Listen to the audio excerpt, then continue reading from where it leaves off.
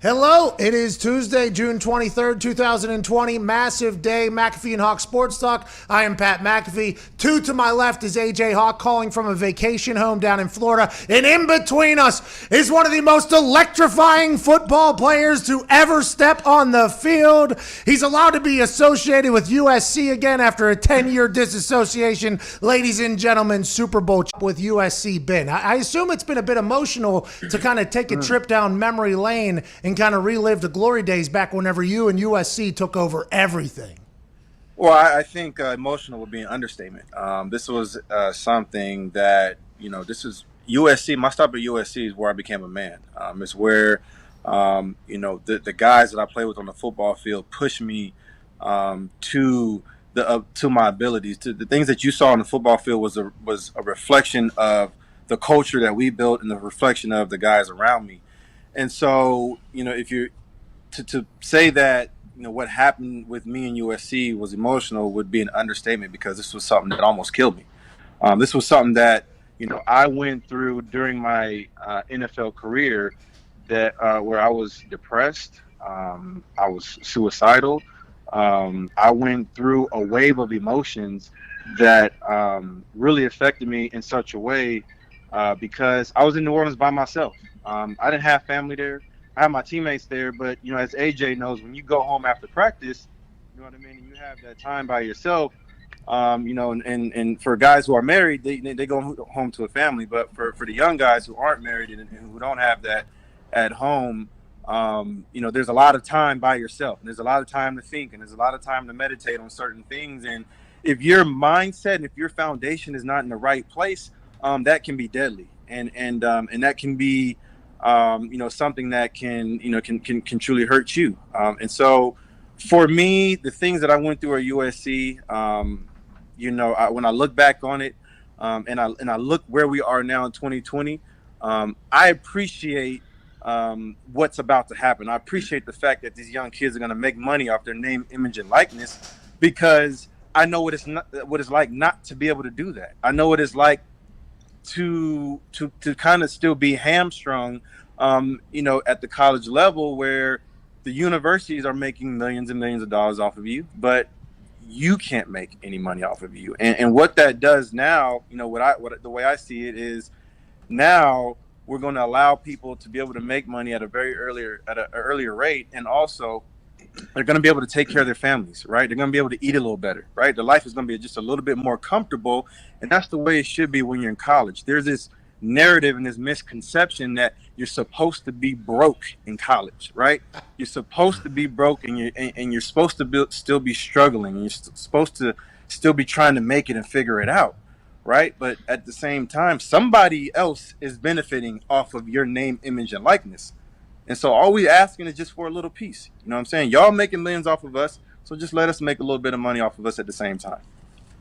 Reg, how much do you think a current player can make off this name, image, and likeness? Like, say you're quarterback at USC and you guys are rolling. Yeah. How much do you think a guy can make in 1 year? Yeah, I honestly, so for example, Matt Leinart at that time period, I think Matt could have made millions, because he won a Heisman Trophy. We had won a national championship. We had been to 2 national championships. I don't know, just one. Sorry. And no, sorry, 2. I apologize. We have been to 2 national championships, and I think he could have made millions and millions of dollars. In LA, in Hollywood, you got to think Los Angeles brings a different culture that no other city can really offer. And maybe New York, places like New York City, have that the opportunity to be able to do things like that. But I think Matt Leinart could have made a lot of money. Obviously, Lindell White. Brian Cushing, Clay Matthews. We had so many guys that, went to the next level that, could have easily made hundreds of thousands of dollars. And that's life-changing money. Yes. That's the thing. This is life-changing money for some of these kids and their families, when they're in college. Let's talk about whenever you were at USC. You were the face of now Matt Leinart. Obviously, you two were a tag team of pop culture and everything like that. But you were the face of LA for a long time. I mean, Reggie Bush, 20 years old, you were the king of LA at the time. And if you were living off the college money, that had to be a bit of a struggle. So whenever this whole thing came out, I think that you were one of the first players where even the people that were against college players making money, they were like, yeah, but that's fucking Reggie Bush. I mean, we're talking every highlight, every primetime game, your name, your face was everywhere. That had to be very frustrating whenever that all happened. When the original, it all came out, they took your Heisman, no more Orange Bowl, like the whole thing. How was your mental state at that time? You said that you went into a little bit of depression because you felt like you were kind of left behind by some people there when you were at the Saints. But as it was happening, what was your thoughts through that whole process? My thoughts were, I was angry, I was bitter, I was resentful, I was upset, I was confused, I was also sad, depressed, you name it, just about every wave of emotion. I went through it, and I went through it, while I was in New Orleans, unfortunately, because the reason I say unfortunately is because I wish, when I go back, I wish I could have just enjoyed that ride with a little less stress. You know what I mean? Because that was such a magical ride for us. It was such a magical run for us while we were down there, and we got an opportunity to be a part of history. We got an opportunity to do something special for a city that had just lost so much. And it's funny because when I think about New Orleans and how special it is to me, this was a city that welcomed me with open arms, right? And I never forget the first time I went to New Orleans and I went to Chef Emil's restaurant, and we walked in, the whole restaurant stood up, applauded, and I thought the coaches had set that up, but it was, the fans were truly embraced me. And so when I look back on my relationship with the people there in the city, that was a place that I needed to go to because they welcomed me with open arms at a very, very vulnerable time in my life. And they gave me this renewed strength, this renewed passion that, okay, I'm wanted again, right? And now, I have something to wake up for and to strive for.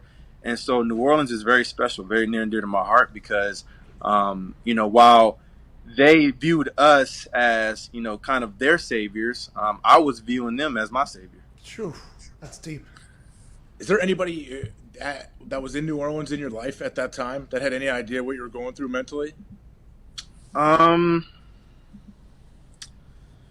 chef. I had a chef that I hired, and thank God, and again, I'm not trying to brag, but I was going to New Orleans in a time period where I was really, really struggling. And, on the football field, I try not to show that because, and also at the field, but as you know, AJ, the football field, that's our sanctuary, right? Like that's our place where we get to go and just let go of anything that's going on in your life. It could be relationship issues, it could be stuff with your kids, it could be family members. That is your quiet place, which sounds kind of crazy, but that's your place where you just, okay, you can block out all the noise and just focus on your passion.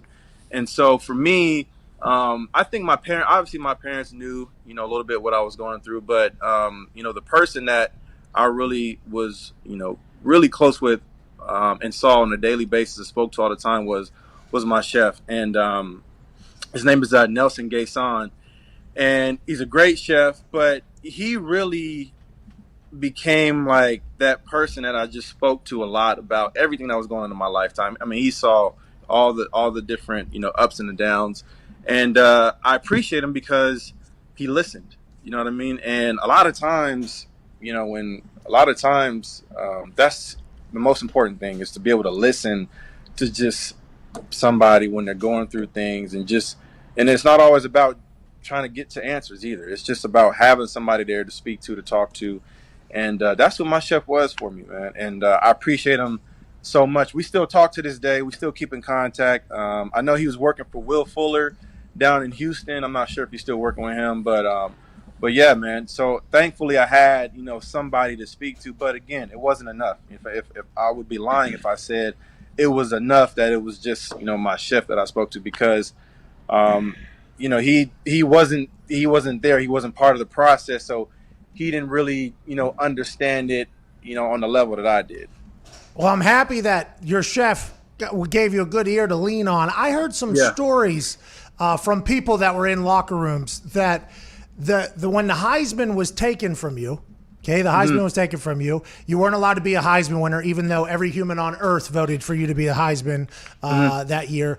That they tried to move that Heisman to Vince, who was number 2, and then Matt, who was number 3. But that story has never been public. I only heard it in the locker room whenever it's talked about. Yeah. Is that a truth? Yeah, that's a true story, and that's why Vince Young is my guy. That's why Vince Young is my boy, and I respect and I appreciate him because Vince showed me love that even some of the closest people to me didn't even show. You know what I'm saying? Like, even some of the people who I built relationships with, friends, people who I considered, very close friends, didn't even show me the kind of love that Vince Young showed me. And so it is true because they did try to give him the Heisman Trophy. And I even spoke to, it's funny because we interviewed Mac Brown last week on our show, on our Fox show, and I spoke about that story with Mac Brown, and Mac Brown validated it because I didn't know he knew about it, but Mac Brown said that Vince came to him and told him that they had basically offered him the Heisman Trophy, and he was going to turn it down, and Mac Brown basically supported him, and Vince. In tech, they just beat us, in the national championship. So he had every right to be like, why not? I just beat them. I just beat USC. I just beat Matt Leinart. I just beat Reggie Bush, who won the Heisman Trophy. This is my time. This is my time to take what's mine and what's rightfully mine. And that's why I appreciate Vince, because even in that moment, right, even in that time, he wasn't a sucker, period. Like, he wasn't a sucker, and he didn't go for whatever that they were trying to bring towards his way, and I appreciate him for that because, that's real. That's real love, and it's powerful, man. I think that's so powerful when I think about it. Sometimes I get chills on my back because, he had every right, every right to say, yeah, give me that Heisman, and he didn't. You know what I mean? And so Vince showed me the kind of love that even some of the people closest to me didn't even show me. Well, and Mac Brown, too, by the way, because that makes Mac look better. They just won a national championship, and they have a Heisman winner. Yeah. So the fact that Mac, who is cool dude, I've gotten a chance to meet him now a couple of times, the fact that he and Vince Young were like, no, that's not our Heisman. Like, listen, that is everybody on earth knows that that's Reggie's Heisman. You can go ahead and just I think I think that should be a story. I think that's because, again, that's part of legacy. That's things that, that stories that you hear about, hundreds of years later, and somebody accidentally, stumbles upon it and then writes a story about it or whatever it is. But I really appreciate Vince Young, for that act of kindness or for that gesture or whatever it was. It didn't even have to be necessarily about me. It could have been just about him. Like, maybe he didn't want to feel, some type of way. And at the end of the day, I appreciate him because I can't imagine that was an easy decision. I can't imagine he just easily was like, I'm gonna just go ahead. I'm good. That little thing, nah. Hey, Rich, have you and Vince had a chance to speak about this? Have you been able to thank him in person? Yeah, I spoke to him about it. It was brief, but I've never spoke about it publicly until last week, until Mac Brown. Until he was on the show, and I just felt it was the right moment to talk to Mac Brown about it, to bring it up because, one, he's on a great run at the University of North Carolina right now. They just got the 5th highest ranked recruiting class, which is crazy when you think about where this program was a couple years ago. And Mac Brown obviously is a champion. He understands how to win and how to get his guys, to that level.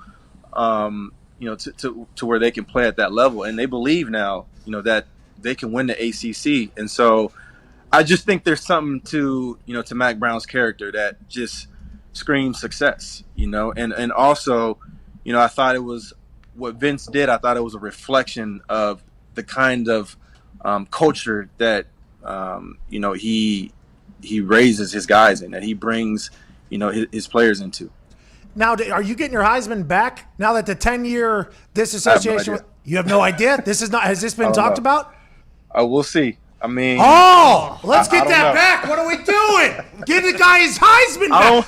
They tried to give. I don't want to put nothing out there. I have no idea. I've heard conversations and things, but again, I don't want to.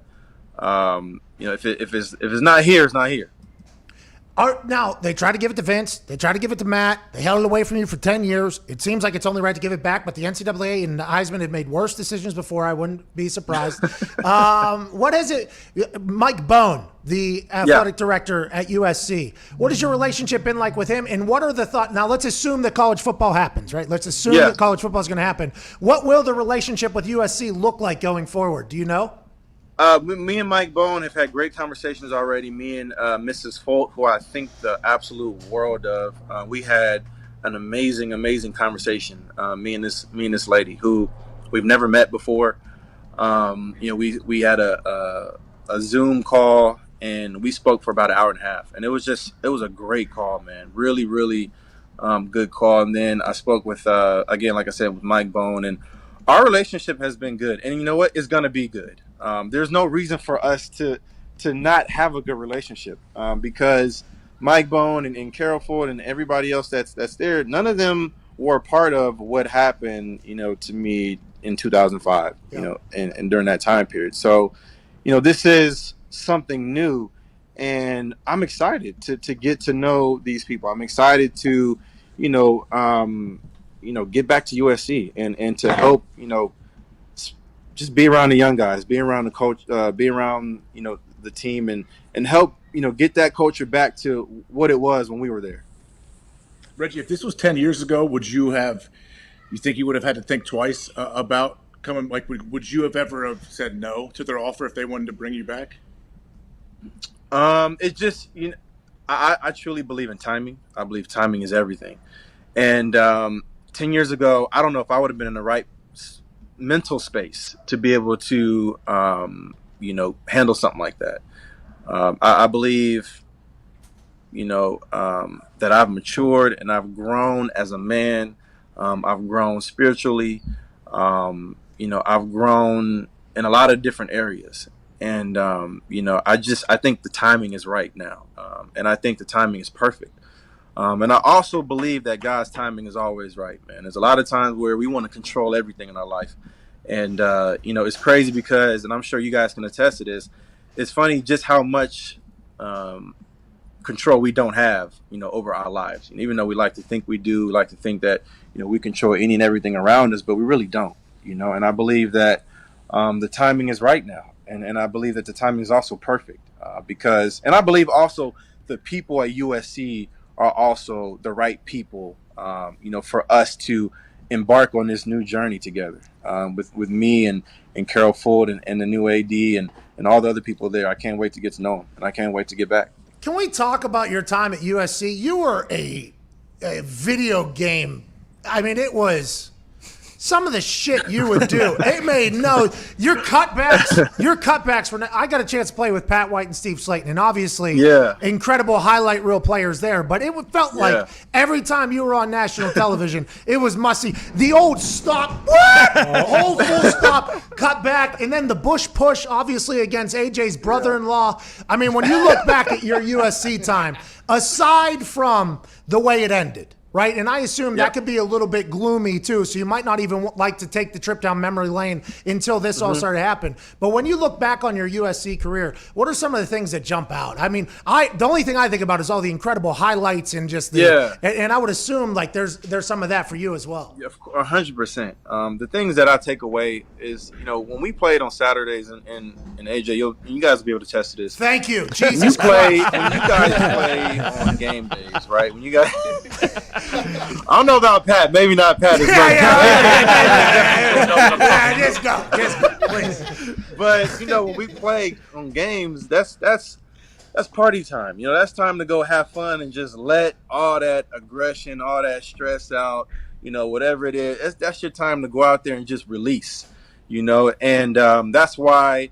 It's so important for us to be exhausted after games. Because if you're not exhausted, then you might still have some pent up energy in there. But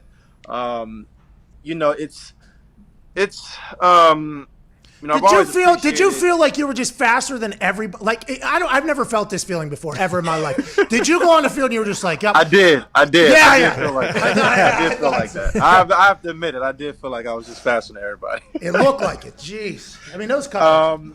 But you know what? It's funny. So kids always ask me, and I actually posted about this.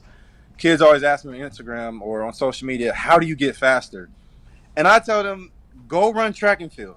If you run track and field, you will come back a more explosive athlete. You will come back faster. You're going to build your cardiovascular. You're going to build your endurance. So you're going to come back more faster and explosive. And then if you match that up with agility, you match that up with power, right? Like a linebacker. You match that up with, wingspan and all these different things. That's a freak athlete. You know what I'm saying? And so, for me, I've always gone back to when I ran track in high school. That was the best decision I ever made because it just turned me into a very explosive athlete. I was already, very shifty, but now this gave me a different level. And so I always felt like I was faster than guys, on the football field. I always felt like I was more explosive. And for me, I fell in love with the art of just making people miss. And that was my specialty. That was the thing that when I was in Little League, I watched Barry Sanders and I watched Deion Sanders. I watched, all the different running backs, and I kind of took a little piece of all of them and I tried to mold it into myself. And so the cutback, honestly, that just came from when I was little. I just didn't want guys to touch me. I was like, hey, man, don't touch me. Stay over there. So I don't want to get hit. And I just became good at, not getting hit. You ran a couple like 200-yard, 80-yard runs. I mean, it was unbelievable to watch back in the day. Reggie, I had a question about a guy who made people miss in a different way, and your running mate at USC. What was your relationship like with Lendell White, and you two sharing the success and sharing the backfield? What's your relationship like with Lendell now? Yeah, Lendell's my brother. And, it's funny because me and Lendell, when we first got to USC, it was competition. And there was no space for weakness. There was no space for not taking care of your business because there was Herschel Dennis, there was me, there was Chauncey Washington, there was Lendell, and we had another running back. I can't remember who it was, but we had a packed backfield. And so you had to compete. And, as you guys know, a lot of times in those competitions, especially on the football field, guys can get in fights. You know what I mean? There can be jealousy. There can be resentment. It's just competition, right? And so there was one famous meeting. There's one famous meeting that we were having. So during training camp, as a team, as an offense, we would clown around a lot, and we would have these charade wars. And so the running backs would go against the quarterbacks and go against the receivers, and it would be literally in the middle of a meeting, and the receivers would like literally kick our door in and be like, all right, let's go. And so it was like right there on the spot, we would start playing charades. And so what happened was there was some, we were young, and somebody took something, and I think Lendell took something from, the receivers, and there was like a fight about to break out or whatever it was. And so we go back to our room, and me and Lendell start chirping at each other. And then me and Lendell literally drop ourselves and we're about to throw hands. We're about to fight. And we end up not fighting, but from that day forward, me and Lendell always had respect for each other because I think we both saw, okay, you're not backing down, I'm not backing down, so let's just go to work together. And we ended up, becoming best friends. We ended up, we're brothers now. And I just spoke to him the other day, and I think the world of him, man. And honestly, I couldn't have done it without him because Lendell was probably, of anybody on that team, he pushed me the most, because we just competed against each other all the time, and he brought something different to the game. He brought the power and the big ugly runs, and I was more of the flash. And I always kind of wanted to do what he did. Anytime I would see him go in there and run a couple people over, I would try to go in there and run a couple people over. You know what I mean? And so it was that competition that we had. We were always trying to outdo each other. Hey, charades do be like that sometimes. Bro, you have no idea. And the quarterbacks used to cheat because they already had the hand signals down. Sons of like, bitches. how do you know what I mean? How do you beat that? What was Pete Carroll like? You and Pete Carroll get along, or how was Yeah, that? Pete was during that time period, man. Me and Pete really got along. I really appreciate Pete because he brought the energy that we needed as young guys on that team to be great. And he pushed us to obviously to be accountable on the football field, to work our butts off. Every time we stepped on the field.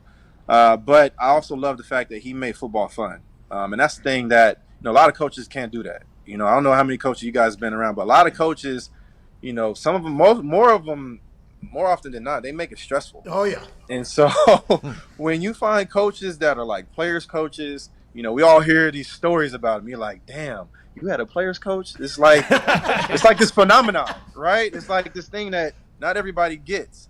And so when somebody does get a players coach and they're also winning, you almost jealous on the spot because you're like, damn, y'all winning and y'all having fun. You know what I'm saying? And so I always appreciate about Coach Carroll because he made football fun. He would bring Will Ferrell around to crack jokes on our team. He would bring Gary Owen, different comedians. I met Kevin Hart when he was nobody. When Gary Owen brought Kevin Hart to do stand-up for our team, and that's how we developed a relationship on the spot. And so all these guys I'm talking about now, I have relationships with, and that's kind of the culture that Coach Carroll created. Reg, is USC going to have to get back to those ways of, like, we would hear stories. I was in college at the same time as you. We hear stories. Yeah, hey, I know. Keanu Reeves just stops by when they were recruiting around. Like, things like that happen. Like, is USC going to have to get back to that to where it's like you guys are movie stars and they're all coming to watch you? Like, do they need to get back to that level to start winning again? Well, this is what I know. Anytime I was on that football field and I looked across on that sideline and I saw Marcus Allen, or I saw Snoop Dogg, or I saw Will Ferrell, or I saw whoever it was, that just energized us even more. And I'm not saying that was the main reason, we did what we did on the field, but there's a little bit of, that star power, that, just elevates the game. And we see it all the time in NBA games, right? We see people sitting courtside. Laker games, Jack Nicklaus, all these people, and it just adds to, I think it adds to the experience. I don't think it's a bad thing. I loved looking across the field and seeing all these guys over there supporting us because I knew what that meant, and I knew that that meant that we had an opportunity to do something special on the biggest stage. And I don't know if USC needs to get back to directly that because, to me, that's, we got to build the culture first. We got to build the culture of winning first, because if you build the culture of winning, the celebrities are going to come, right? But you build the culture of winning, the fans are going to show up. And so let's build the culture of winning first, and then let's let everybody else jump on the bandwagon. When I was at West Virginia, we had a guy that drank an entire keg in 1 hour on the sideline. That was a big deal, Reg. I really wanted to in 5 degrees, 5 degrees cold. Let's talk about you getting into the NFL. You're in the Saints Hall of Fame. Congratulations, 2019 inductee. That is huge. You won a Super Bowl against a team that I was on. You were a punt returner against me in the Super Bowl. I almost shit my pants a couple times. But going in, now that I'm hearing you talk about your mental state of mind whenever you went to New Orleans and how much you were going through because of what happened at USC. When you think about your transition to the NFL, what was your thoughts on that? Was the game harder, easier than what you thought, or did you have so much going on that it was so much harder? To me, it was so much harder than what I thought, because guys were now just as fast as me. You know what I mean? Like at the college level, you can get away with just outrunning people. You can get away with a lot of things in college because most of those guys you're playing against aren't going to go pro, right? And that's just the reality. And so, just outrunning people at the NFL level doesn't happen. And I remember my first preseason game was against the Dallas Cowboys. And I caught a swing pass, and we were probably on like the 5-yard line. And it's me and DeMarcus Ware. And I just already knew I was a touchdown. I knew I was going to outrun him.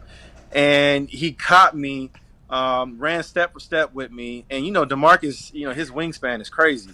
And so he was still in his prime. and he ran me down. And that was my first introduction really to the speed of the game. And so I really started to understand that, okay, these D linemen are just as fast as me.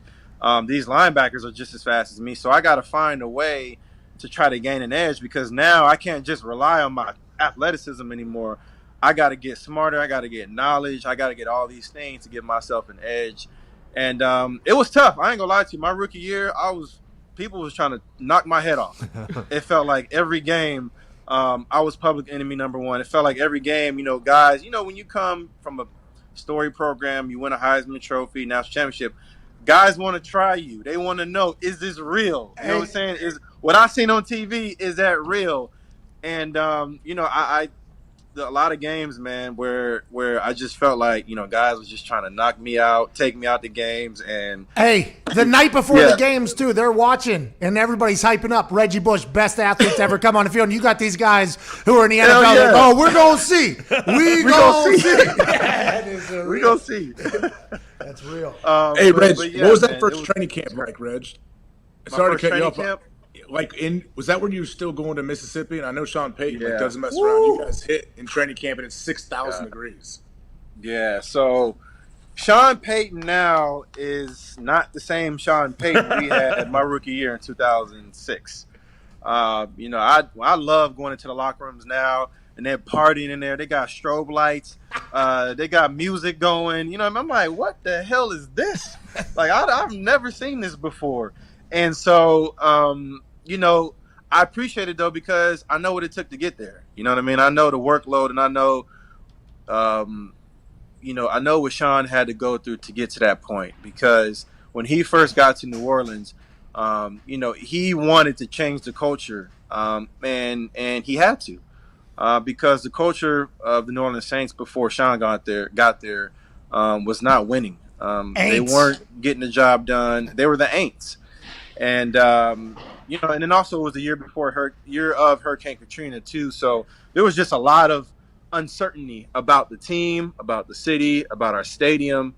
And so, Sean did a great job, and I applaud him, because he came in there as, demanding respect and demanding accountability and demanding all these things from us. And I think it was the right thing to do. I think also at the same time, there were times where people didn't like Sean. There were times people hated Sean because, of the kind of environment he was running. It wasn't a loose ship anymore. And he was demanding, that everybody was accountable for themselves and everybody got their work done. And there was times where teams pushed back in training camp because, again, we were in Mississippi and it was 120 degrees every day. The humidity was like 100%. And we were still doing, AJ, you remember those real two-a-days? Like those real ones, not the little fake ones. I mean, the real ones where... run your head. In the morning. Those real two-a-days, I believe, shortened my career by about 4 or 5 years. I think I could still play had I not had to do 9-on-7 to start off practice every day. You know what I mean? And one-on-one blocking drills with linebackers who were 250 pounds. You know what I mean? That was hard to do and to get done. And when I look back on it, I feel like I survived it. I don't feel like it was something that, necessarily helped me. I just feel like I survived like death. I survived death. A great way to experience something. Now, and this is a completely ignorant question, but looking back, for how explosive and dynamic of a player you were healthy. Yeah. You remained healthy on a very regular basis. And then obviously you caught an ACL there against the Rams. Yeah. But what was that? Was that all the offseason? Like, what was it? Like, I don't know. What do you attribute that to? Well, I'll be honest with you. I attribute a lot of knee injuries to turf, to the turf that they still play on. And, I know a lot of times, and this is the thing that I want so badly to see, get done in the NFL, because I believe it's going to save injuries. I believe it'll save bodies if we can get back to playing on grass. And it's the reason I got a chance to get to know Steve Bisciotti, the owner of the Baltimore Ravens, a little bit. And Baltimore used to be on turf. I don't know if you guys remember. They went back to grass because of those reasons. because they were having players who were getting injured at a very high rate. And I also attribute a lot of injuries to turf. I think that turf, again, I don't care how soft you try to make it, it's still not real grass. And it still puts too much just torque on your knees when you match that up with these explosive athletes. And I think so from just the turf and also leading an unhealthy lifestyle. When I was 21, 22 years old, I wasn't eating great. I had a chef, but, I didn't understand, I was eating chicken and all mac and cheese and mashed potatoes. I was eating all those things almost every other day, and I wasn't eating enough fruits and enough vegetables and enough. And so you can get away with that when you're 21, 22, 23. But now if I try to do that, it would take my body forever to recover. So, now I understand on a different level just how important it is to really, focus on eating properly. And especially, as you're trying to, produce on the football field, you every little edge you can gain is important. So I attribute it to field turf and just not eating well enough, not eating, good enough. I was eating a lot, but just it wasn't great food.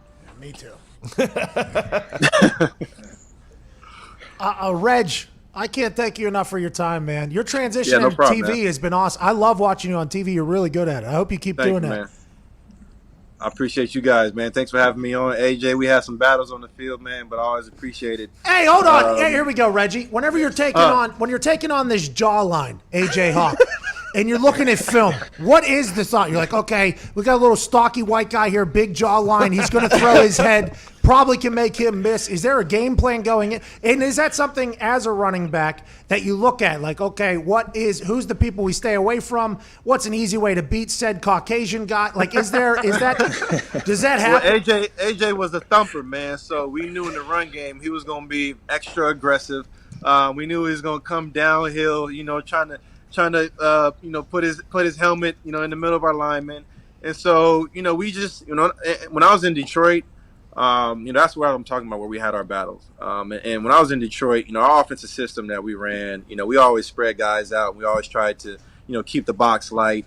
And so, for me, I always just tried to, just make sure I was always aware of where AJ was, because I knew he was always coming downhill. And when you play against linebackers that are, coming downhill, they will knock your ass out if you don't see them coming. You know what I'm saying? And so I always knew the kind of player. I always studied my opponents. I always knew the kind of player AJ was. He was a very smart player, very instinctual, and he was a thumper. And so you just know, you just have to be aware of, when you're living in those trenches of, just where certain guys at all times, man. And so I knew in the trenches it was going to be tough. But I knew if I got AJ out wide as a quarterback, as a receiver, split that boy out there, he couldn't handle me.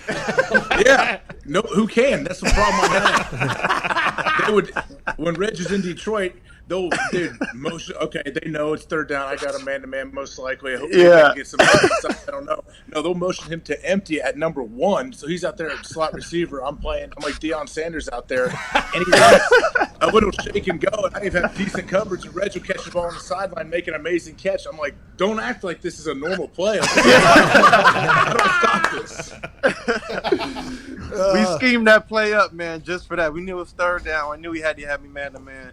Motioned me out wide, and I was praying to God Matt didn't get off me on that read. So, but again, when you play at the NFL, when you play, in these divisional games, you have these rivalries, and you got to find every little edge you can get, because they've seen your stuff already, and they've already studied it enough. And obviously Green Bay was a smart team, a great team. So we had some great battles. That team always made me better. Reggie, funny story about AJ Hawk being a thumper. When he was a sophomore in high school at Centerville High School in Ohio, they have an alumni game where all these old drunks put on pads and play against the high school team. Kirk Herbstreit was one of those guys.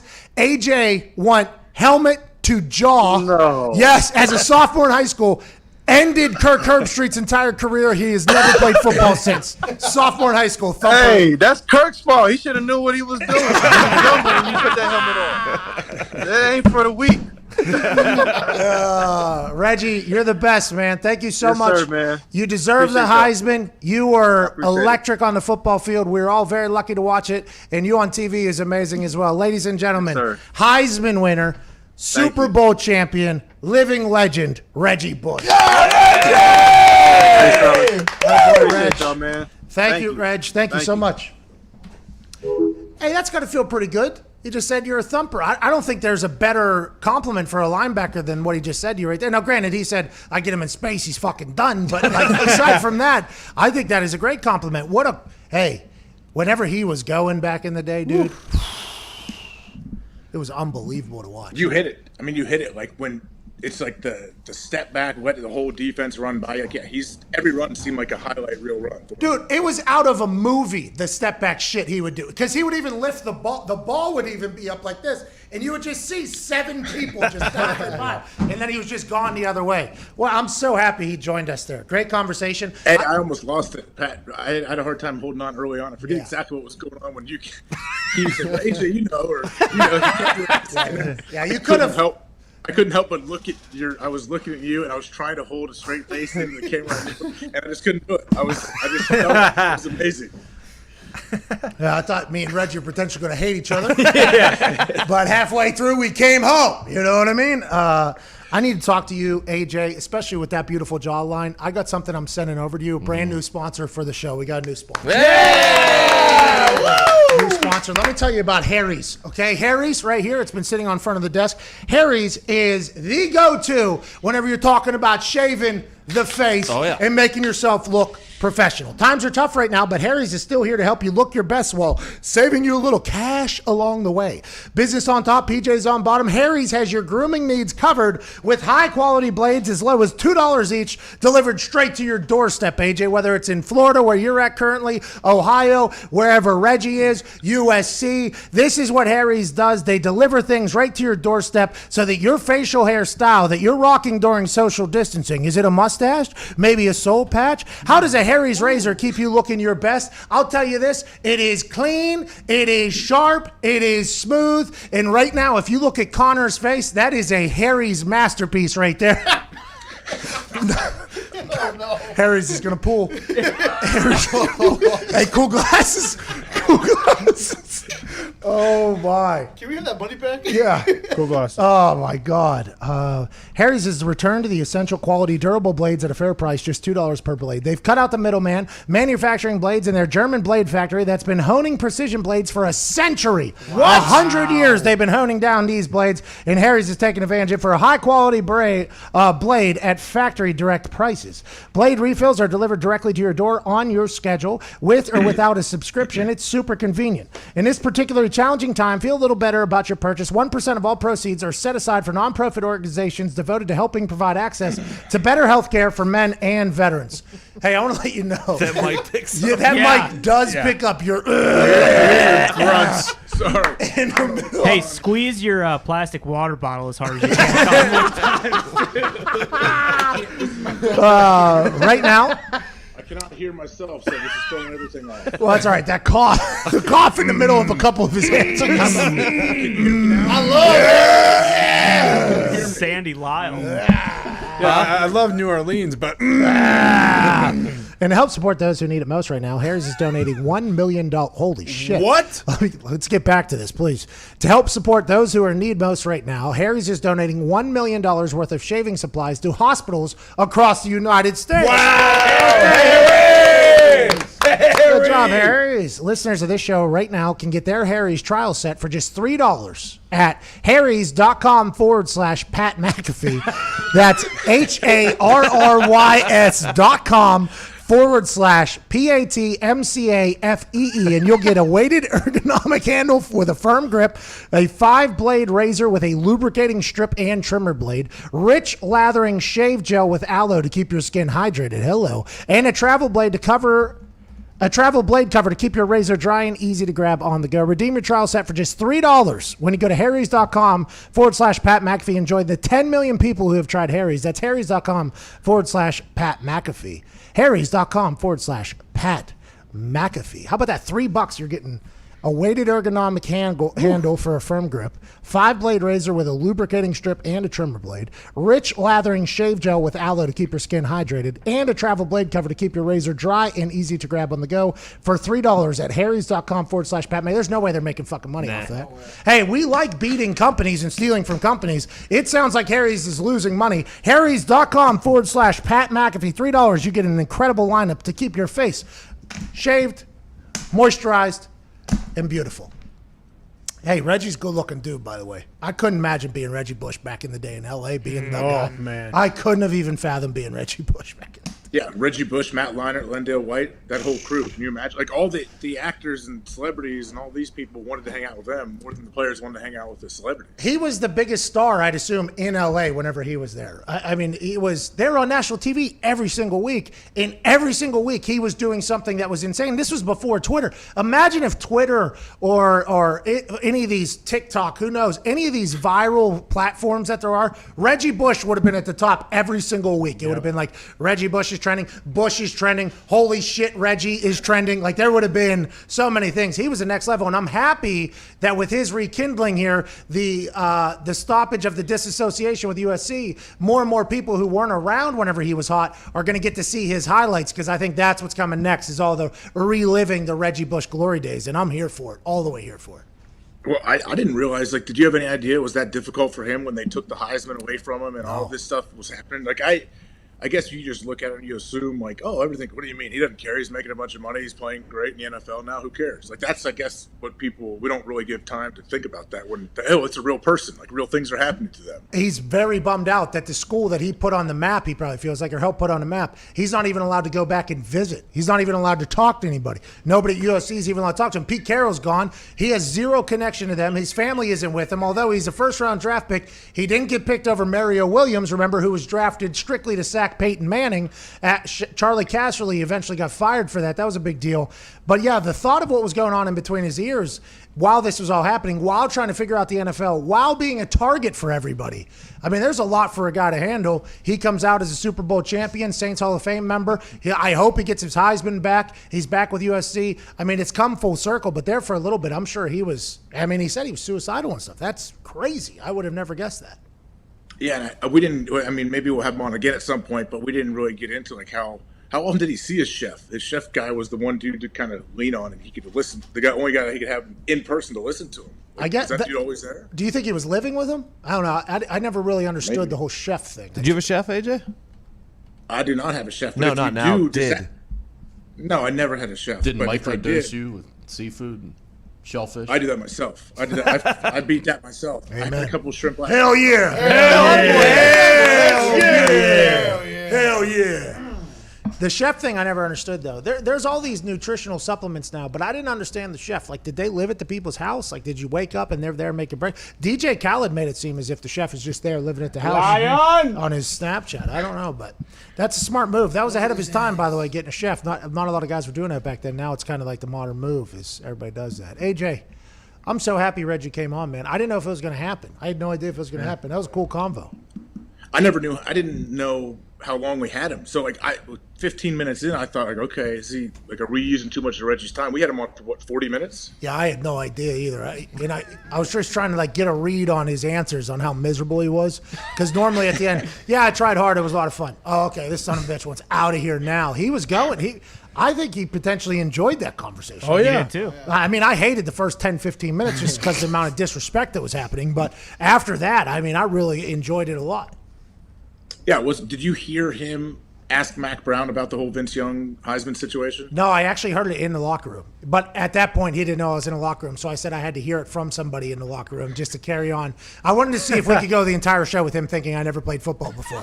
So I was just trying to do that whole thing. But we had somebody who came from Texas, maybe. They were on the team, and we were indulging in vitamins together. I don't know if he's stuck on our team or if he's practice squad. I forget who it was. It was a conversation, and it came up and was like, they tried to give Reggie's Heisman to Vince or whatever, and Vince said no. And I was like the conversation just moved past it. But Jaime was like, They just tried to. I don't know if anybody knows that. And I had to keep that one bundled inside for a long time because it was like not public. Also, I didn't know the guy that well, so it was like, is he full of shit or not? So then whenever I was like, if I ever talk to Reggie, I am going to ask him about this. And here it is. I guess last week he started talking about it for the first time. Yeah, that was a real thing. The Heisman people were like, oh, this is yours now because it's no longer Reggie's. And Vince was like, no, this is Reggie's Heisman. It's not mine. That's awesome, by the way, because that is. I mean, if a Heisman just shows up on your front door, I mean, that's kind of tough to be like, I don't want that fucking thing. Get it out of here.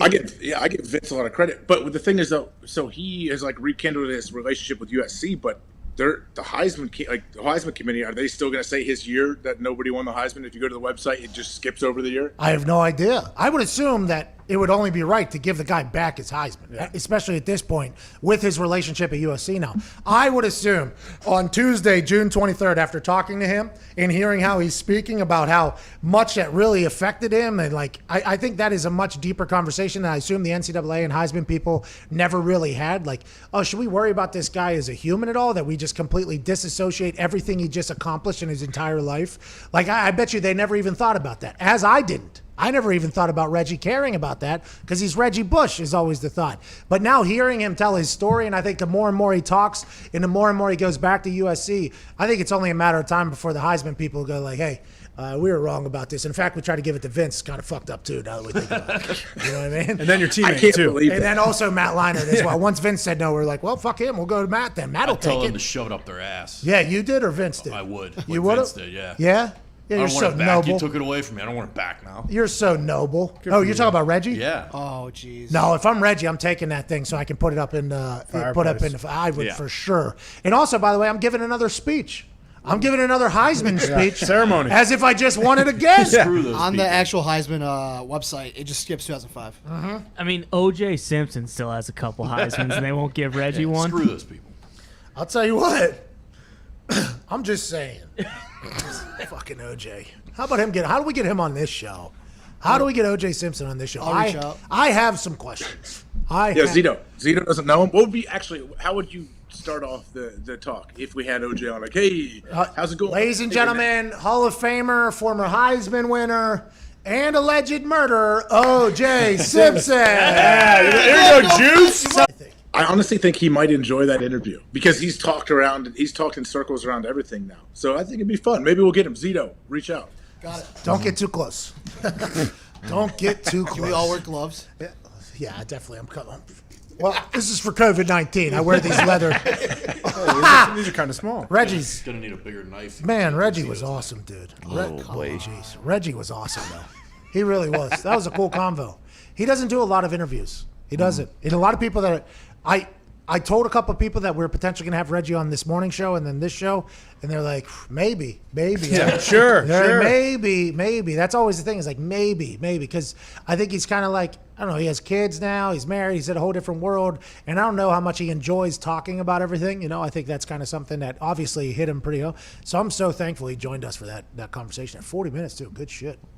Well, yeah, and think about most things. I guess most people that reach out to him that want to speak to him is probably about like what are your feelings like now towards this negative thing that happened to you in your life? Like it's all like he's like, all right, I could probably talked about this enough. I don't need to go into it every other day. All right. Well, AJ, thanks to Harry's, by the way, getting on board. $3. Harry's.com Harry. / robbery. Pat McAfee. They are giving things away. I think this is the actual. I think this is probably what you get here. Ooh.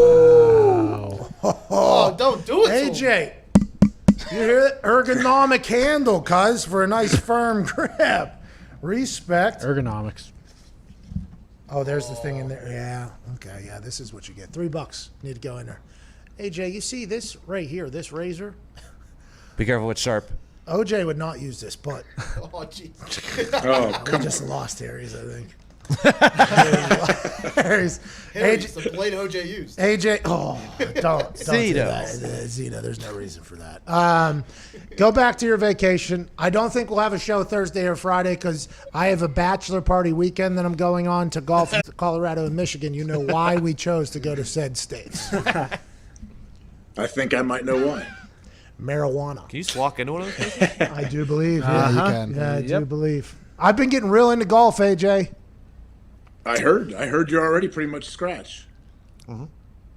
I'll tell you what, if me and the flat stick have a real conversation and figure it out, there's a chance I get very low very soon. I have figured out my swing. I am very happy about it. I am at a whole nother level of golf. I'm enjoying golfing, and I'm actually having the mindset when I go golf, like, I'm going to try to do good today. Like, as opposed to, like, oh, I'm just going to go hit the shit out of the ball a couple times, maybe. I'm having a thought, like, you know what, I'm going to do good today. And it's a good feeling to have. I haven't had this probably 10 years. Do you think one quick week?